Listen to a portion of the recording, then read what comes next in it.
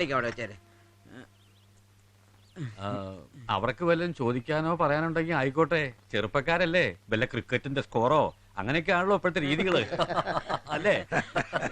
ഞാൻ പെണ്ണ് കെട്ടിയതല്ലേ, അതുകൊണ്ട് ഈ പെണ്ണ് കാണലിന്റെ പഴയതും പുതിയതുമായിട്ടുള്ള രീതികൾ എന്താവോ? ആയിക്കോട്ടെ, നീ ചെന്ന് സ്കോർ എറിഞ്ഞു വാ. സിക്സർ അല്ലേ അടിച്ചിരിക്കുന്നത്.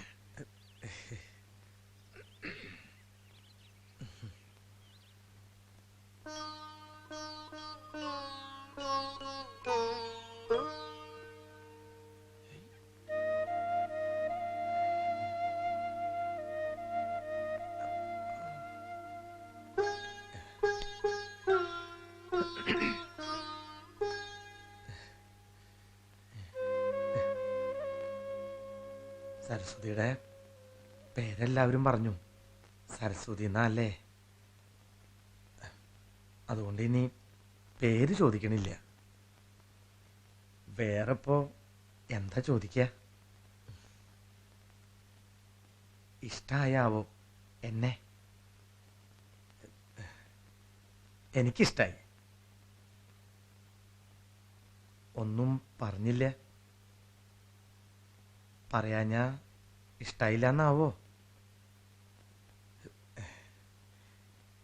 എനിക്ക് റേഷൻ കടയാ. ഇഷ്ടാവോ?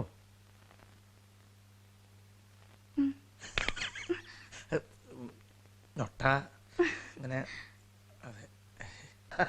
ചുരുക്കത്തിൽ സരസ്വതിയുടെ അച്ഛൻ സുകുമാരൻ കിരീടം വെക്കാത്തൊരു രാജാവായിരുന്നു തന്നെ പറയാം. എന്തേ? അതെ, അതന്നെയായിരുന്നു.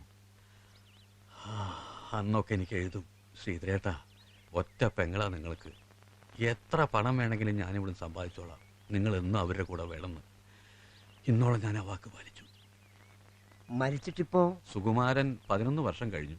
ഒരു നെഞ്ചുവേദന അപ്പ തീർന്നു, ബർമേന്ന. ഇവളുടെ അമ്മ ഇപ്പോ 2.5 വർഷമായി. എന്ന് വെച്ചാൽ അമ്മയച്ഛനില്ലാത്ത കുറവൊന്നും എന്റെ കുട്ടി അറിഞ്ഞിട്ടില്ല കേട്ടോ. അല്ല, 2 ആങ്ങളമാരുള്ളതോ? മൂത്തോൻ കുടുംബസമേതം ഗൾഫിലാ. പത്മനാഭൻ ഗംഭീര സ്ഥിതിയിലാ. പിന്നെ രാജൻ നെടുങ്ങാടി ബാങ്കിൽ തിരുവനന്തപുരത്ത്. അവിടെയും അതെ. ഞാനായിട്ട് പറയാൻ പാടില്ലെങ്കിലും പറയാമല്ലോ. നല്ല എണ്ണം പറഞ്ഞ കുടുംബമാണ് ഞങ്ങളുടെ. എനിക്കൊരൊറ്റ പെങ്ങളാ, അരവിന്ദന്റെ അമ്മ. അരവിന്ദന് സ്വർണം പണം ഇതൊക്കെ പറഞ്ഞ് കരാറാക്കിയ കല്യാണത്തിന് താല്പര്യമില്ല. ഞങ്ങള് നിർബന്ധിച്ച വാങ്ങണം വേണമെന്നൊക്കെ. അല്ല, അവിടെ അതിന്റെ ഒന്നും ആവശ്യം ഉണ്ടായിട്ടല്ല. അവന്റെ പെങ്ങൾക്ക് ഞങ്ങൾ ഒരു 50 പവൻ സ്വർണ്ണമായിട്ട് കൊടുക്കുന്നുണ്ട്. വേണല്ലോ, ഒരു കുട്ടി അയക്കുമ്പോ അതൊക്കെ നമ്മുടെ കഴിവിന്റെ പരമാവധി കൊടുത്തയക്കണല്ലോ. അപ്പോ ഇക്കാര്യങ്ങളൊക്കെ കുട്ടിയുടെ ആംഗ്ലമാരോടൊക്കെ ഒന്ന് പറഞ്ഞ് ഉറപ്പിക്കാതെ എങ്ങനെ? സരസ്വതിയുടെ കാര്യത്തിൽ നമ്മൾ എടുക്കുന്ന തീരുമാനം അവരെ അങ്ങോട്ട് അറിയിച്ചാ മതി. അപ്പൊ ശരി, ഒരു 50 പവന്റെ സ്വർണ്ണവും. ഞങ്ങളുടെ കുട്ടിക്ക് വിക്കും മുടന്തൊന്നും ഇല്ലല്ലോ അല്ലേ? കല്യാണം നിങ്ങൾ പറഞ്ഞ പോലെ രണ്ടും കൂടി അവിടെ നിങ്ങളുടെ ദേവീക്ഷേത്രത്തിൽ വെച്ചിട്ടാവട്ടെ, ഞങ്ങക്ക് സമ്മതം. അല്ല, അപ്പൊ അവിടെ വീട്ടിലെല്ലാവർക്കും കുട്ടിയൊന്ന് കാണണ്ടേ? വേണമല്ലോ.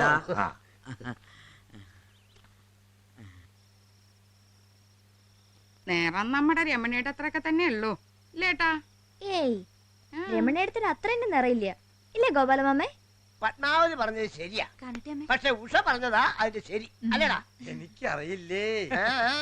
പിന്നെ കണ്ടിട്ടേ ഇല്ല മൂപ്പരും. എന്തെങ്കിലും ഒന്ന് മിണ്ടി പറഞ്ഞോട്ടെ എന്ന് പറഞ്ഞപ്പോഴേക്ക് ഇങ്ങനെയുണ്ടോ ഒരാക്രാന്തം? അവിടെ വന്നേ പിന്നെ ഇരിപ്പ് പറിച്ചിട്ടില്ല ഏട്ടന്. ഒരു സഞ്ചാരം അല്ലേ ചേച്ചി? അളിയൻ എങ്ങനെ ഇരിപ്പുറക്കിയ അമ്മ അതിരി പുളിങ്കൊമ്പിലല്ലേ കയറി പിടിച്ചിരിക്കുന്നത്. ബാങ്കുകാരൻ ഏതായാലും പോളിസി കാണും, ഗൾഫുകാരനും ഉണ്ടാവും.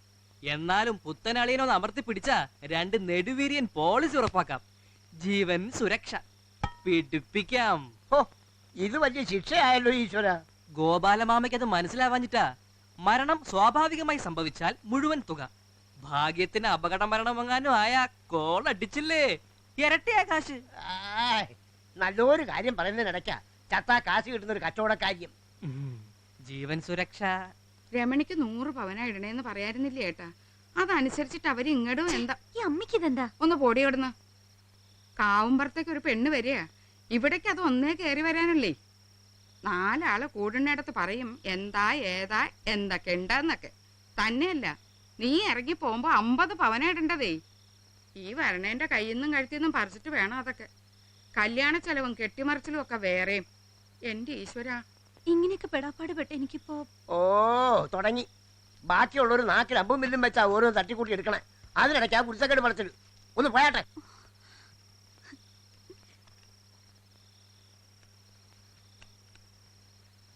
അവക്ക് പ്രയാസമായിട്ടുണ്ടാവും പാവം. അതെ ഞാനിവിടെ ആരെങ്കിലും ഒന്നിങ്ങോട്ട് വന്നേ. ചെറിയൊരു സഹായം ഇവനൊന്ന് അകത്ത് കയറ്റി വെക്കാനാ. അകത്തേക്കോ? ഷെഡില്ലാത്തതല്ലേ, പുറത്ത് നല്ല മഞ്ഞ. മഞ്ഞു കൊണ്ടാണെന്താ?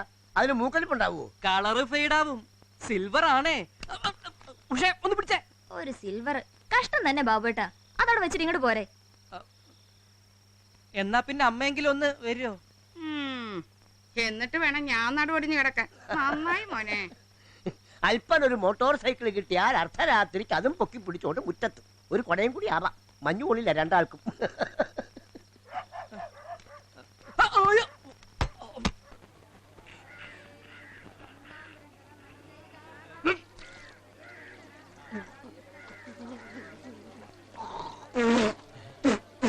അതെ, ഇത് ഇത്രയും വലിച്ചു കയറ്റി തുപ്പി കളയണോ? മണ്ണെണ്ണയ്ക്ക് എന്താ വില? വേണ്ട, കുടിച്ചിറക്ക. എന്നിട്ട് എന്റെ വായിലൊരു തിരിയിട്ട് വെക്ക. കരണ്ട് പോകുമ്പോ കത്തിക്കല്ല. കാട്ടിലെ കുറ്റിച്ചെടി മുതൽ നാട്ടിലെ കൊടിച്ചിപ്പട്ടികളുടെ കാര്യം വരെ നോക്കാൻ ഇവിടെ വന, മൃഗ, പരിസ്ഥിതി സംരക്ഷണ സമിതികളുണ്ട്, മന്ത്രിമാരുണ്ട്. പക്ഷേ റേഷങ്ങൾ സെയിൽസ്മാൻമാരുടെ ഈ മണ്ണെണ്ണ കൂടി മൂലമുണ്ടാവുന്ന ആരോഗ്യ പ്രശ്നം കൈകാര്യം ചെയ്യാൻ ഒരു പട്ടിച്ചാത്തലുമില്ല. റേഷൻ കടകൾ തന്നെ വേണ്ടെന്ന് വെക്കുന്നിടത്തേക്ക് കാര്യങ്ങളുടെ പോക്ക്. എന്നിട്ട് ഇപ്പോ അതെ, ഇന്ന് കാശടച്ച് ചരക്കെടുക്കണ്ടേ?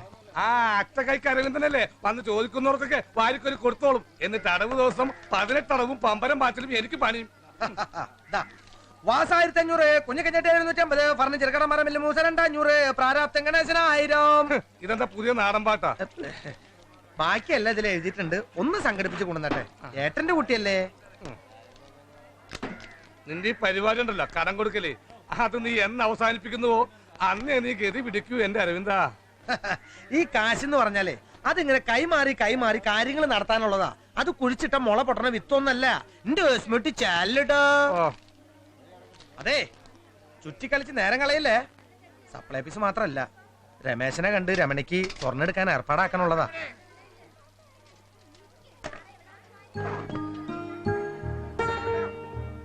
സരസ്വതി മാത്രല്ല, എന്റെ ലക്ഷ്മിയാണ്. 25-ാം തീയതി ഒന്ന് ആയി കിട്ടാൻ ഏത് നോമ്പാ ഞാൻ നോൽക്കേണ്ടത്?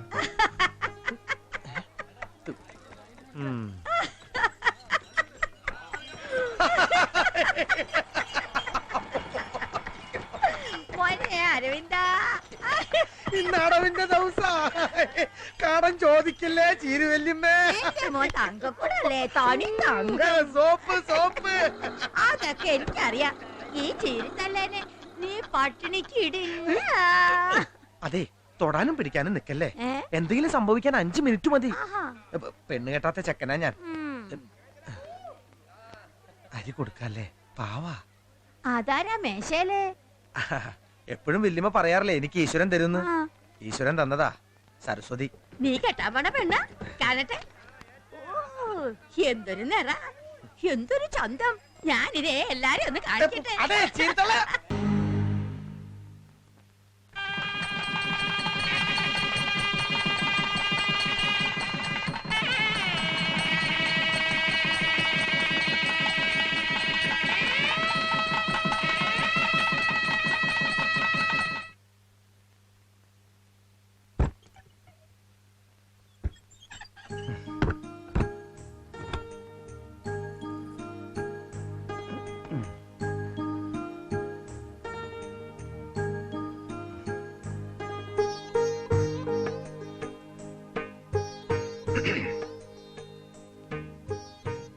നാടും വീടൊക്കെ വിട്ട് ഏതോ ഒരാളുടെ കൂടെ പേടിയുണ്ടോ?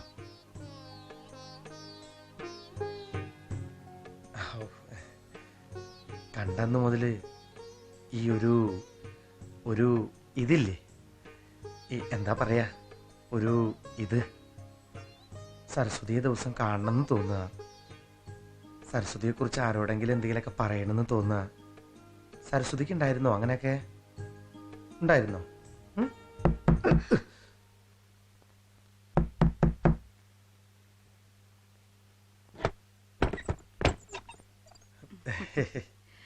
തടി മറന്നുറങ്ങണ സ്വഭാവാ നിന്റെ. സരസ്വതി എങ്ങനെയാണാവോ?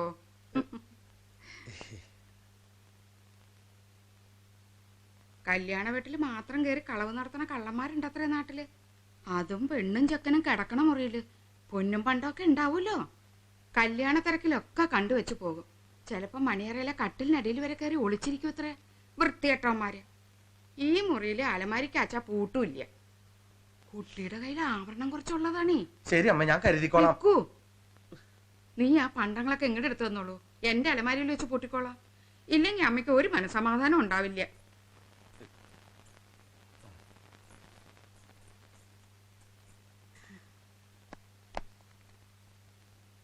ഇനി കഥ കടച്ച് കിടന്നു.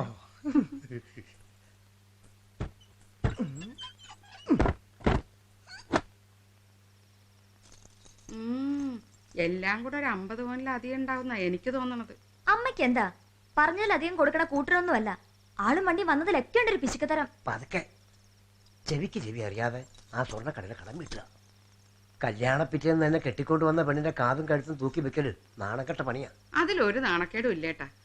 ഇപ്പൊ നമ്മള് കടം വാങ്ങിയിട്ടാണെങ്കിലും രമണിക്ക് കൊടുത്തു വിട്ടത് നാളെ ദിനേശിനൊരു ആവശ്യത്തിന് എടുത്താ നമ്മൾ എതിര് പറയുവോ? ഇല്ലല്ലോ. അതില്ല. ആ വന്ന് കയറിയാ പിന്നെ ആ പെണ്ണും പെണ്ണിന്റെ പൊന്നും ഒക്കെ വന്ന് കയറിയെടുത്ത കൊള്ളതാ. അയ്യോ നോക്കിയമ്മേ, ഈ മാലയുടെ ഉത്ഭാവത്തൊരു നിറമാറ്റം. ഏയ് ഈ കുട്ടിക്ക് എന്തായി പോയി? നിറം മാറാൻ എന്താ ഓന്താ? അയ്യോ നേരെ ഏട്ടാ, ഇതാ നോക്കൂ. എവിടെ നോക്കട്ടെ.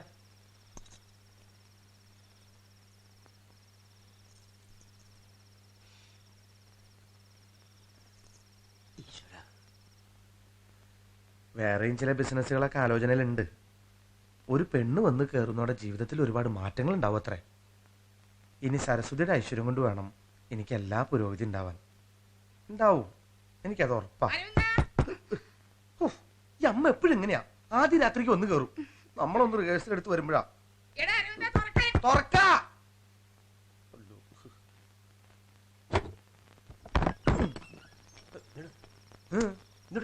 ഇങ്ങോട്ട് വേടാ.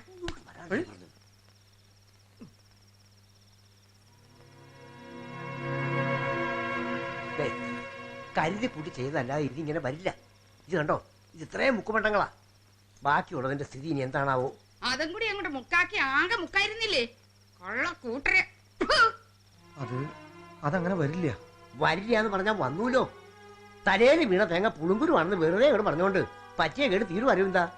ഇത്രയും വലിയൊരു ചതിയിൽപ്പെട്ട അതിന്റെ വാലും തലയും തിരിഞ്ഞിട്ടും നിനക്ക് മാത്രം എന്താ അരവിന്ദാ ഒരു കുലുക്കോ ഇല്ലാത്ത? അതിപ്പോ എന്താ ഏതാന്നറിയാതെ ഞാനിപ്പോ ഇതില് വേണ്ട. നീ കയ്യും കെട്ടി ഉണ്ണിപ്പൊണ്ണനായിട്ട് ഒരു മൂലയ്ക്ക് ഇരുന്നോളൂ. ആ പെണ്ണിന്ന് എന്റെ കൂടെയാ കിടക്കണത്. നാളെ കോഴി കൂവുമ്പോ കല്ലടിക്കോട്ടൊന്നും ആളിവിടെ വരണം. പണ്ടത്തിന്റെ കാര്യം തീർച്ചയാവട്ടെ ആദ്യം. ഇല്ലാച്ചാ ഇവിടെ അങ്ങോട്ട് മുറിക്ക കൊണ്ടുപോയിക്കോട്ടെ. വേണ്ട ഇവിടെ ഐശ്വര്യക്കാടിനെ. ആ മുറിയിലിരിക്കുന്ന പെൺകുട്ടിയുടെ കഴുത്തിൽ ഈശ്വരൻ സാക്ഷിയെ ഞാൻ കെട്ടിയ താലിച്ചരട് പൊട്ടിച്ചു വാങ്ങാ, വീട്ടിൽ കൊണ്ടാക്ക. എന്റെ അമ്മയ്ക്കാ കുറച്ചില്. ഗോപാലമാമിക്ക് ഈ കുടുംബത്തിന് മരിച്ചുപോയ എന്റെ അച്ഛനാ നാണക്കേട്. ആ നാണക്കേട് ഞാൻ അങ്ങോട്ട് സഹിച്ചു. നാളെ നേരം എടുത്താ നീ നാണം കിടും അങ്ങാടിയില്. രമണിക്ക് സ്വർണം വാങ്ങിയെടുത്ത് എന്തെടുത്ത് വെച്ച് കൊടുക്കുന്ന ആ രമേശൻ നാളെ രാവിലെ തന്നെ ഇവിടെ എത്തും. വലിയ മണിമാരൻ ഇരിക്കണുണ്ടല്ലോ, എവിടെ നിർത്തി വെച്ച് കൊടുക്കാനാ? നാളെ നേരം വെളുക്കും ഈ ഭൂലോകം ഉണ്ടെങ്കിൽ കാവുംപുറത്തെ തറവാട്ടിൽ ഒരു കല്യാണം നടന്നതിന്റെ കട ഞാൻ തീർത്തോളാം. തീർത്തല്ലേ പറ്റൂ. എന്റെ അമ്മ പോയി കിടന്നോളൂ. അവള് കിടക്കേണ്ട അടുത്ത് അവളും കിടന്നോളൂ. പെണ്ണിന്റെ തൊലിവിളി പാണത്തല്ലാത്ത ആണുങ്ങൾക്ക് കാലക്കേടാ. അരവിന്ദാ, നിനക്ക് നല്ലോണം അറിയാം ഈ വീടിന്റെ ആകെയുള്ള മണ്ണിന്റെ ആധാരം കോടതിയിലാണെന്ന്. ഈ എന്തെങ്ങട് പൊലരും. നാളെ വലിയൊരു കടക്കാരനാ നീ.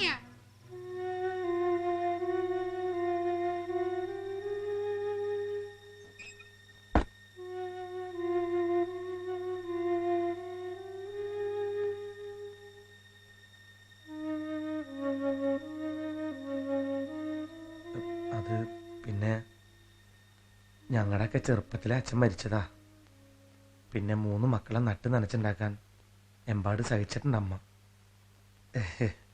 ഈ നാട്ടിൽ ആദ്യമായിട്ട് റേഷൻ കട ഭരിച്ചൊരു ചെറിയ ഇന്ദിരാഗാന്ധി അവര്. അതിൻ്റെയൊക്കെയാ. അവര് പറയണ പോലെയാന്ന് വിചാരിക്കരുത്. അറിയാനാ സത്യത്തിൽ എന്താണ്ടായേ. ഏട്ടന്മാരൊക്കെ ഉണ്ടായിട്ടും ആര് പറ്റിച്ചതാ, ആർക്ക് പറ്റിയതാന്ന് അറിയാൻ വേണ്ടി ചോദിച്ചെന്നേ ഉള്ളൂ. പറയാനറിയില്ലെങ്കിൽ അതല്ല, വിഷമാണെങ്കിൽ വേണ്ട. ഏട്ടന്മാര് എന്റെ നേരെ ഏട്ടന്മാരല്ല. അച്ഛൻ ആദ്യത്തെ ഭാര്യയിലുള്ളവര്. ആ അമ്മ നേരത്തെ മരിച്ചതാ. എനിക്ക് ഏട്ടന്മാരില്ല. അച്ഛനും അമ്മയും ആരുമില്ല എനിക്ക്. ആരും.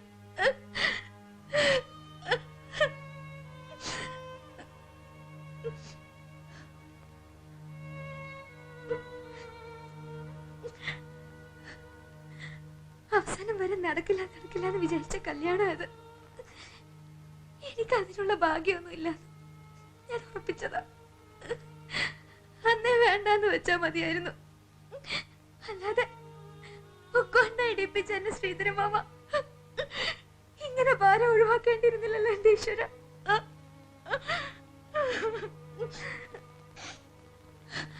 അമ്മ പറഞ്ഞില്ലേ ഈ മുറിയില് ഞാൻ വേറെ എവിടെയെങ്കിലും കിടന്നോളാം, ഒന്ന് നേരെ പുലരുള്ളല്ലേ. നിനക്കും കൂടി ഉറങ്ങാനുള്ള മുറി അത്. നമ്മൾ ഒരുമിച്ച്. ഇനി അങ്ങോട്ട് എന്തുണ്ടെങ്കിലും നമ്മൾ ഒരുമിച്ചാണ് നേരിടേണ്ടത്, വീതിച്ച് അനുഭവിക്കേണ്ടത്. ഒറ്റയ്ക്കൊരു വേദനയും കണ്ണീരും ഒന്നും വേണ്ട. നോക്ക്, രാവിലെ നേരത്തെ എണീറ്റ് അടിച്ചും തുടച്ചും ഐശ്വര്യം നിറച്ചു.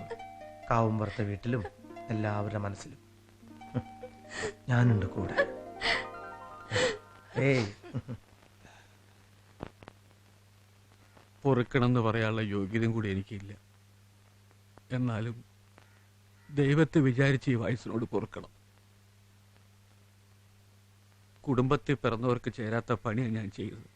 ഇവിടുത്തെ ഈ സ്ഥിതിയും കാര്യങ്ങളൊക്കെ നേരത്തെ എന്നോടെങ്കിലും. പ്രതീക്ഷിച്ചവരൊക്കെ കൈയൊഴിഞ്ഞപ്പോ അവള് പറഞ്ഞതാ, വേണ്ട ശ്രീധരമാമ, ഒന്നും വേണ്ട, എനിക്ക് യോഗമില്ലാന്ന്, നിങ്ങളെ വിവരറിയിക്കണമെന്ന്. പറഞ്ഞുറപ്പിച്ച ദിവസം പണ്ടല്ലാത്തോണ്ട് കല്യാണം മുടക്കിയെന്നറിഞ്ഞ പിന്നെ ഒരു കാലത്തും എൻ്റെ കുട്ടിക്ക് അതിനുള്ള ഭാഗ്യം ഉണ്ടാവില്ല എന്ന് ഉറപ്പായപ്പോഴാ ഞാൻ ഇങ്ങനെ ഒരു ചതി ചെയ്തു.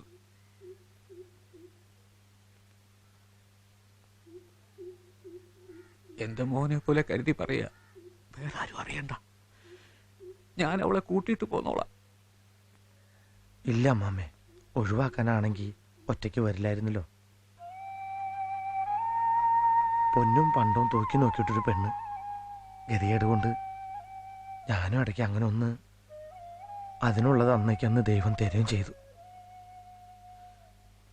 ഇക്കാരണം കൊണ്ട് സരസ്വതി ഇവിടെ തിരിച്ചു കയറി വരില്ല. ഈശ്വര, ഇങ്ങനൊരു തീരുമാനം ഉറപ്പിച്ച് പറഞ്ഞിറങ്ങണത് മുന്നിൽ വേറൊരു വഴിയും കണ്ടിട്ടല്ല, ഈശ്വരനെ മാത്രം കണ്ടിട്ടാ.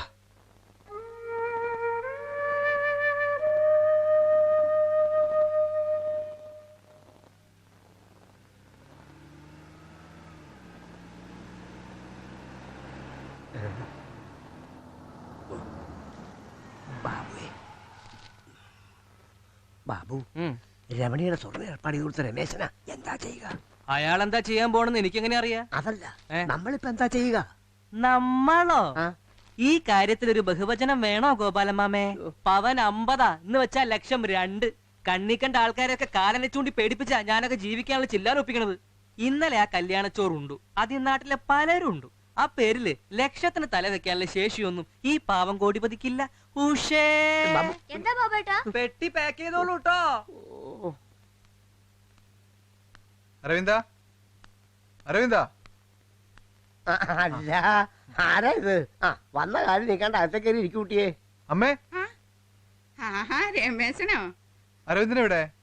അവനെ ഇവിടെ കാണാഞ്ഞപ്പോ ഞാൻ കരുതി രമേശനെ കാണാനായി അങ്ങോട്ട് വന്നു കാണുന്നു. വന്നില്ലേ? കാലത്ത് ഞാൻ ഇതിലെ വരും, ഇവിടുന്ന് ഒരുമിച്ച് പോയി ജ്വല്ലറി കാശ് കൊടുക്കാന്നാ പറഞ്ഞിരുന്നു. ആണോ? ഇവിടുന്ന് ഇറങ്ങുമ്പോ അവനൊന്നും പറഞ്ഞില്ലേ? എന്നോട് പറയാനുള്ളതൊക്കെ ഇന്നലെ രാത്രി പറഞ്ഞു എന്റെ മോൻ. ഇനി നിങ്ങളോടൊക്കെ പറയാനുള്ളത് കെട്ടിലമ്മയെ പറഞ്ഞ് ഏൽപ്പിച്ചോന്ന് എനിക്കറിയില്ല കേട്ടോ. സരസ്വതി തമ്പുരാട്ടി ഒന്നിങ്ങടെ എഴുന്നള്ളിയാ നന്നായിരുന്നു. ഒന്നിങ്ങടെ പുറത്തേക്ക് ഇറങ്ങി വരാൻ. കാത്തിരുന്ന് എന്റെ മോന് ഈശ്വരൻ കൊടുത്ത മുക്കുപണ്ട പത്മാവതി. എന്നാ പിന്നെ ഏട്ടൻ അങ്ങോട്ട് പറഞ്ഞു കൊടുക്കൂ.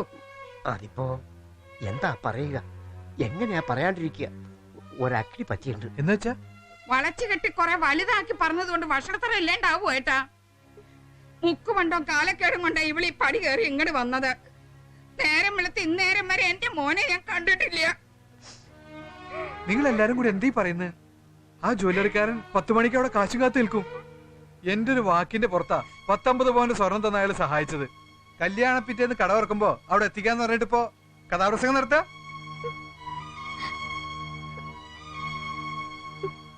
അതെ, കാശ് കിട്ടിയില്ലെങ്കിൽ കിട്ടുന്നവന്റെ കരള് പറിച്ചുണ്ടോന്ന് കൂട്ടറ. അതുകൊണ്ട് അരവിന്ദൻ എവിടെന്ന് വെച്ചാ തപ്പിപ്പിടിച്ച് എന്താ വഴിന്ന് വെച്ചാ കണ്ടുപിടിച്ചോ. ഞാൻ ഒഴിയും, പറഞ്ഞേക്കാം. വേണ്ടാത്തവരെ കേസിലേക്ക് ചാടിയിട്ട് നാശം പിടിക്കാൻ. കാവുമ്പുറത്തെ മുറ്റത്ത് വന്നെന്ന് ആരും ആയതായിട്ടൊരു വാക്ക് മിണ്ടിയിട്ടില്ല ഇതുവരെ. ബാബുവേട്ടൻ അവിടെ ഒരുപാട് പണിയുള്ളതാമേ.